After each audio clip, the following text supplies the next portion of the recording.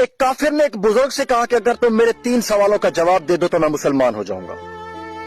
میرا پہلا سوال یہ ہے کہ جب ہر کام اللہ کی مرضی سے ہوتا ہے تو تم لوگ انسان کو ذمہ دار کیوں ٹھہراتے ہو؟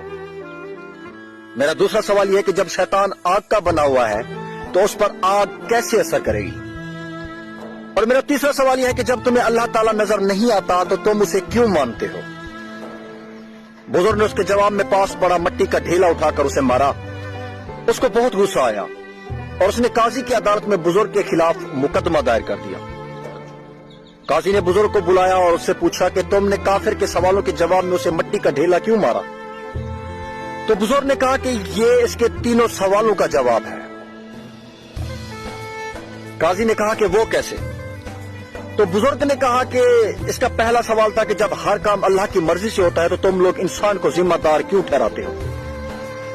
تو اس کے پہلے سوال کا جواب یہ ہے کہ میں نے یہ ڈھیلا اللہ کی مرضی سے مارا تو یہ اس کا ذمہ دار مجھے کیوں ٹھہراتا ہے؟ اس کا دوسرا سوال یہ تھا کہ جب شیطان آگ کا بنا ہوا ہے تو پھر اس پر آگ کیسے اثر کرے گی؟ تو اس کے دوسرے سوال کا جواب یہ ہے کہ انسان تو مٹی کا بنا ہے، پھر وہ اس مٹی پر مٹی کے ڈھیلے نے کیسے اثر کیا؟ اس کا تیسرا سوال یہ تھا کہ جب تمہیں اللہ تعالیٰ نظر نہیں آتا تم اسے کیوں مانتے ہو؟